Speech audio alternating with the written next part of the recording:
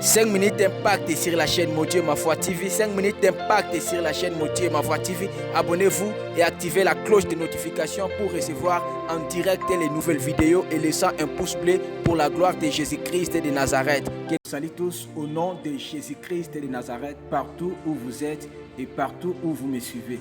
Et nous sommes là pour notre programme d'enseignement. Et notre thème de ce soir est intitulé l'ingratitude spirituelle. Et notre texte de base est dans Luc chapitre 17, le verset 11 à 19. Et lorsqu'on parle de l'ingratitude, c'est le fait de marquer la reconnaissance du bienfait reçu.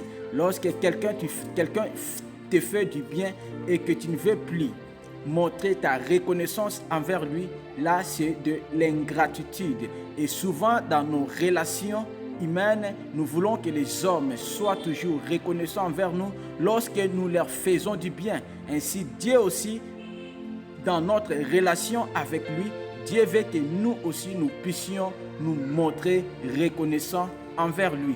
Dieu veut que nous puissions être reconnaissants pour tout ce qu'il fait dans nos vies. Mais lorsque nous remarquons dans ces textes dont nous venons de voir, la Bible nous parle de l'histoire des 10 lépreux qui ont venu rencontrer le Seigneur. Et le Seigneur les a dit d'aller voir les sacrificateurs. Et lorsqu'ils étaient sur le chemin, la Bible dit qu'ils sont tous guéris. Mais parmi eux, il n'y a qu'un qui est retourné vers le Seigneur. Et le Seigneur lui a demandé où sont les autres, alors que tous ont été guéris, mais il n'y a qu'un qui est venu voir le Seigneur.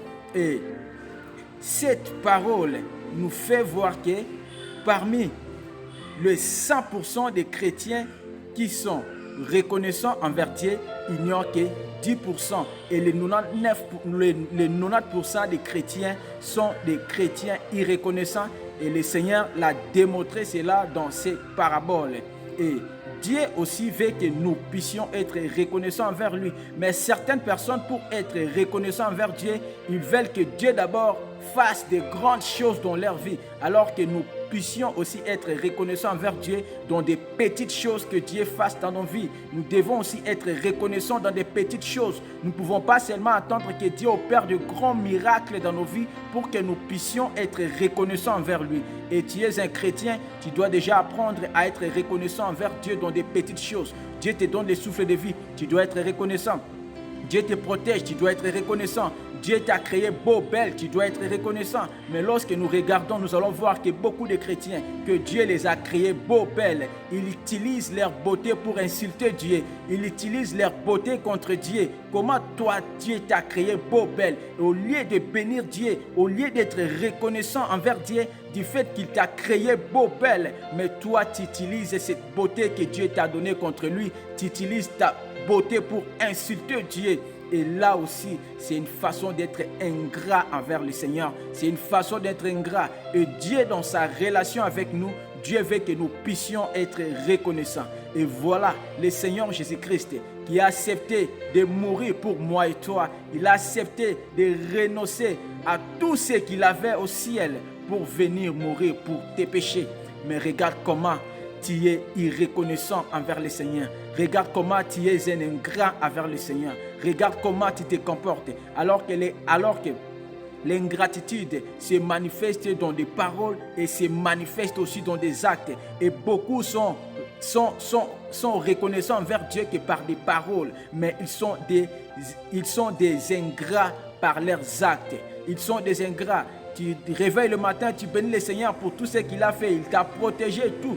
Mais regarde la journée, comment tu te comportes. Tu es dans le péché. Tu vis comme tu veux. Tu fais tout ce que tu veux. Tu voles. Là où tu travailles, tu voles. Tu vis dans la corruption, dans l'impudicité, dans le vol, dans la calomnie et tout le reste. Alors que le Seigneur s'est donné pour toutes ces choses. Dieu veut que nous puissions être reconnaissants envers lui. L'ingratitude spirituelle, c'est le fait de fouler l'œuvre que le Seigneur Jésus-Christ a fait pour toi. C'est le fait de remettre Jésus-Christ à la croix au travers de la vie que tu mènes. Mon frère, ma sœur, Dieu veut que nous puissions être reconnaissants. Soyons parmi les 10% des chrétiens qui sont reconnaissants envers Dieu à cause de ses offres, à cause de ses offres, à cause de l'œuvre de la croix. Dieu veut que nous soyons reconnaissants envers lui. Et si tu sais que tu n'as pas encore donné ta vie à Jésus-Christ, tu dois prier après moi. Et si tu sais que tu as déjà donné ta vie à Christ et que tu vis dans une vie du péché, tu dois prier, demander à Dieu de t'aider, demander à Dieu de te renouveler encore.